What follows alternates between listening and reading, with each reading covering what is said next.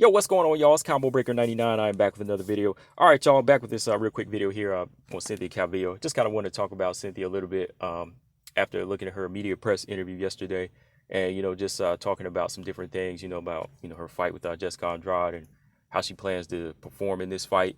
And she talked about Valentina Shevchenko in a couple other interviews. She discussed her ground game once again. She's always bringing that up, which is a big factor going into this fight for sure. And I'm gonna be looking out for it.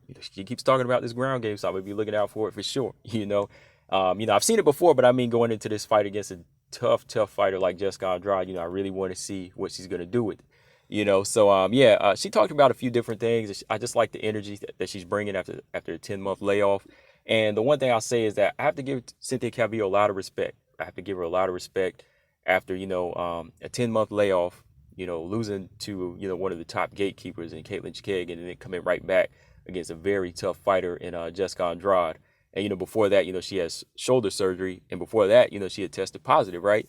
So she's had a lot of odds against her, but at the same time, she's always came back to fight the toughest fights. Even when she was at 115, you could talk about how she did. She had some close fights or whatever. Her opponents, she was always skating by. But she's always faced tough fighters. And I have to give her a lot of credit for that. And, I have to say big respect to her going into this fight here with Jessica Andrade, because that was her approach. Matter of fact, let me pull up the interview, because that was one of the things that she said. She wanted to pick right back up where she left off, even losing to Caitlin Chikeg and being out for 10 months. She said, hey, I want to come right back and do this again. I want to come right back and, fight the best fighters. So that's one of the things that I like about her, going into this fight. And, she said that, look, she's looking to go in there against Jessica Andrade and finish her. That's big talk.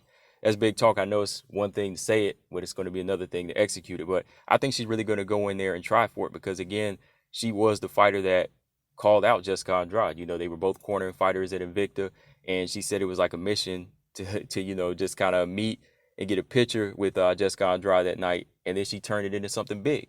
So that tells me that she has a plan. Whether or not she wins, that tells me that she was targeting something big. So you got to give her a lot of credit there.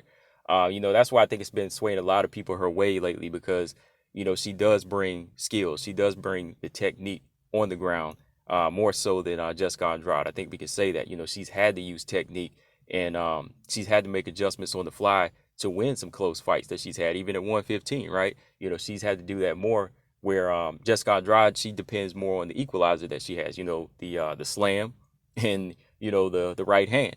Whereas Cynthia Calvillo, she'll have to dig deep and find ways to win. And she's really going to have to dig deep in this fight. I'm serious. She's going to really have to dig deep, because I do think that Jessica Andrade, she's at a good pit stop and weight, aside from Shevchenko. But I think this is a good weight for her. It's not too small. It's not going to kill like 115, and it's not. She's not coming in looking small against bigger girls at like 135. I think the weight definitely fits her physique here. As far as facing off against the other flyweights. So this is a tough customer for Cynthia Calvillo to come back against after 10 months off. So I do like that energy. That's why I say big respect to her, because she's doing what a lot of fans want their fighters to do. She's going in there calling out the best, and she's not stepping down. She's not ducking. She's always calling out names. So Jessica Andrade, she called that name out. She got the fight. Now it's time to perform. Now, my thoughts on her talking about Shevchenko, as far as that being like a typical striker versus grappler, she got another thing coming, because she already seen what the Shevchenko Andrade fight was like. That turned into grappler versus grappler. You thought it was a striker, but it turned into a grappler. And Jessica Andrade, she miscalculated that big time. That's why that computer blew up. You know what I mean? That computer blew up, and she didn't know what to do. So you can't go in there thinking that, okay, I'm going to be a grappler versus this striker. Valentina Shevchenko was going to take it to you. So that's a whole different level that you need to worry about after you defeat this level. It's like a video game. You got to go in there, beat these gatekeepers, the mini bosses, run through that gauntlet. And then you face that boss that, has all the powers, he's on 100. You know what I mean? So she has to go in there and handle and perform against Jessica Andrade, then worry about Valentina Shevchenko. Because even if you do go in there and destroy somebody like Jessica Andrade, Valentina Shevchenko, that's a totally different fight. It's a totally different fight. Just because you nullify the strength of Andrade doesn't mean you can nullify the strength of Shevchenko.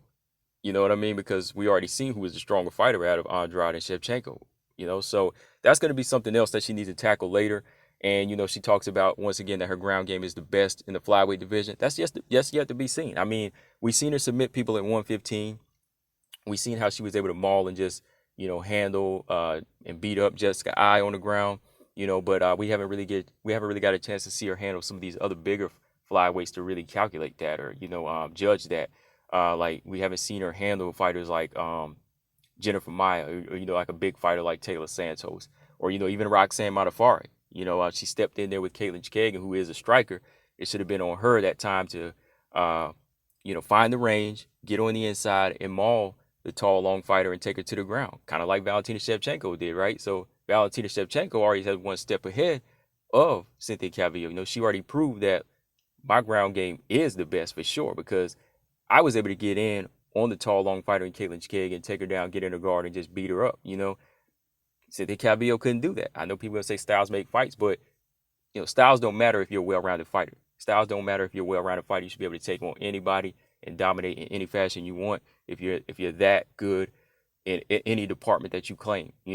But aside from that, going back, I do like the energy. I like the fact that she does have Shevchenko on her mind.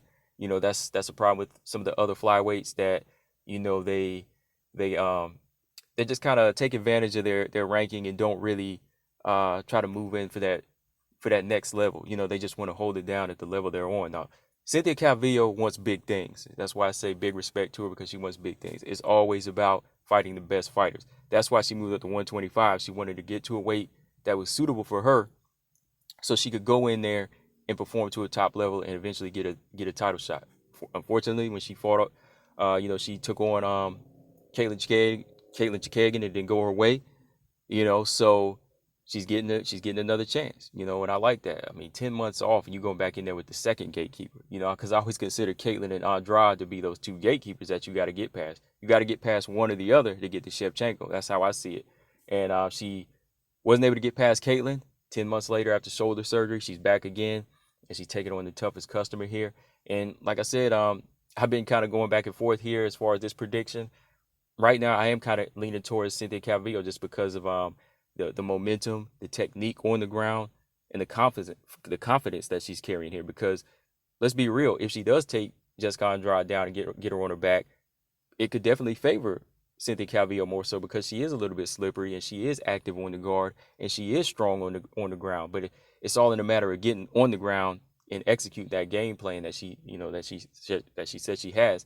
Because right now, I think if she was to try to keep it at a good striking range, it's going to always be dangerous. She could possibly do it with a jab and some angles, but that right hand and that speed and that strength is always there of Andrade. But she's got to get past that slam first. If she can keep her back off the fence in this fight, keep it moving and just go straight for tripping takedowns, or if she can get the back of Andrade early on, get the back at that angle, it'll be her fight. It'll be her fight. But I can see her pulling it off. She said she's looking for a submission. So yeah, she's talking big game. I mean, she's looking, and she's not scared to call it. She says she's looking to finish Andrade. I don't really see her stopping her by knockout.